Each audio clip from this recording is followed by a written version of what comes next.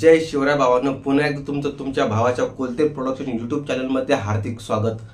आज व्हिडिओ बनवण्याचा मुद्दा कोणता तर तो बार्शीचा आमदार राऊत या आमदाराने मनोज जरांगे पाटलावर विविध प्रकारचे आरोप लावले की त्याचं असं म्हणणं आहे की मनोज जरांगे पाटलांनी माझ्या प्रत्येक प्रश्नाचं उत्तर द्या, जर उत्तर नाही दिलं तर तो शरद पवारचा माणूस आहे। ज्या मनोज जरांगे पाटलांनी स्वतःच्या परिवाराची पर्वा न करता स्वतःच्या जीवाची बाजी लावून फक्त मराठा समाजातील गोरगरीब मुलांचं भलं व्हावं यासाठी जीवाची बाजी लावली आणि त्याच मनोज जरांगे पाटलावर हे असे काही दीड दमडीचे जे आमदार आहेत ते आरोप लावत आहेत। ह्या आमदाराचं असं म्हणणं आहे की मराठा समाजासाठी जरांगे पाटलापेक्षा माझा त्याग आहे। मराठा आरक्षणासाठी मी भरपूर वेळेस मार खाल्लेला आहे, मार वळे माझ्या पायावर वळे, माझ्या पाठीवर वळे आणि आणखीन कोणत्या कोणत्या ठिकाणी वळे, असा हा माणूस चांगला रेटून सांगतोय। आणि ज्या वेळेस अंतरवाली सराटीमध्ये माता माऊलीवर जेव्हा लाठीचार्ज झाला होता तेव्हा हा आमदार कोणत्या बिळात लपून बसला होता आणि आता म्हणतो माझ्या जर जरांगे पाटील नादी लागले तर इतिहासात नोंद होईल, काय होईल ते सांगता येत नाही। ज्यावेळेस आपल्या 400-500 मराठा बांधवांनी आत्महत्या केल्या त्यावेळेस तू त्यांच्या घरी सात्वंग करायला गेला होता का?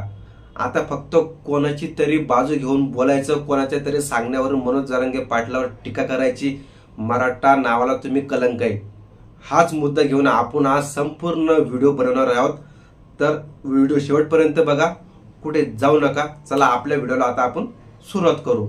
मनोज जरांगे पाटील हा माणूस साधा आहे, सरळ आहे आणि भोळा, म्हणून आजही निष्ठेने त्यांच्या एका शब्दावर लाखो कोटी मराठा एका जागी होते गोळा आणि तुम्ही मोठा भ्रष्टाचार केलेला दिसतोय म्हणून आता तुमच्यावर ईडीचा असं डोळा, म्हणून तुम्हाला जरांगे पाटलावर भुकायला सोडलं आणि म्हणून तुम्ही तुमचा वाजवता खुळखुळा।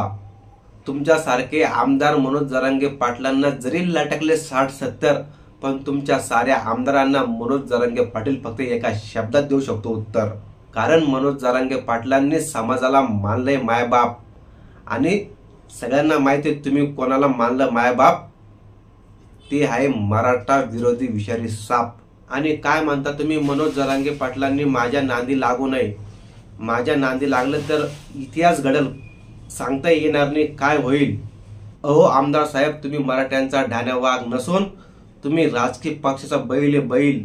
मनोज जरांगे पाटलांचं समाजाप्रती आजच प्रेम नाहीये तर त्यांनी बऱ्याच दिवसापासून समाजाच्या भल्यासाठी गोरगरीब शेतकऱ्यांसाठी आमरण उपोषण केलेले आहे आणि त्या लोकांना न्याय सुद्धा मिळवून दिलेला आहे। त्यांचं कालही आजही आणि उद्याही प्रामाणिकपणे फक्त मराठा आरक्षणावरच आहे लक्ष आणि तुम्ही स्वतःच्या स्वार्थासाठी जसे कपडे बदलता तसे बदलत आहे पक्ष। आणि काय म्हणता तुम्ही मनोज जरांगे पाटलांनी शरद पवार, उद्धव ठाकरे आणि नाना पटोले या सगळ्या महाविकास आघाडीच्या नेत्याकडून लिहून आणावं की मराठ्यांना ओबीसी मधून आरक्षण देणं हे शक्य आहे का? राऊत साहेब, तुम्ही मला एक सांगा गोष्ट, तुम्ही फक्त तुम्ही ज्यांना बाप मानलंय त्यांची भूमिका एकदा करा स्पष्ट, उगाच याच्या त्याच्यावर ढकलून मराठ्यांना वेडात काढण्याचं काम करू नका। तुमच्या पक्षाला मराठ्यांना ओबीसी मधून आरक्षण देण्याची भूमिका असेल तर तो विषय सोडा, मग मराठे शरद पवार, नाना पटोले आणि उद्धव ठाकरे आणि त्यांच्या पक्षाला लावल्याशिवाय राहणार नाही घोडा। आणि समाजाची एवढ्या प्रामाणिकपणे काम करणाऱ्या मनोज जरांगे पाटलांना तुम्ही खंडोजी खोपडे ही उपमा देतात। सगळ्यांना माहिती आहे खंडोजी खोपडे कोण आहे आणि कोण आहे राजकीय पक्षाचा दलाल। आता तुम्ही गरजवंत मराठ्यांना खेटलाय, तुम्हाला व तुमच्या येणाऱ्या पिढीला गरजवंत मराठा कधीच लावू देणार नाही गुलाल। मराठा समाजासाठी रक्ताचं पाणी करणाऱ्या मनोज जरांगे पाटलांना तुम्ही मराठा असून सुद्धा विरोध करताय। मनोज जरांगे पाटील निस्वार्थी माणूस आहे म्हणून आज त्यांच्या पाठीमागे लाखो कोटी मराठा समाज ठामपणे उभा आहे आणि तुम्ही त्या माणसाला रक्त सांडण्याची भाषा करता, धमकी देता। एवढा बरा नाही तुम्हाला सत्तेचा माज।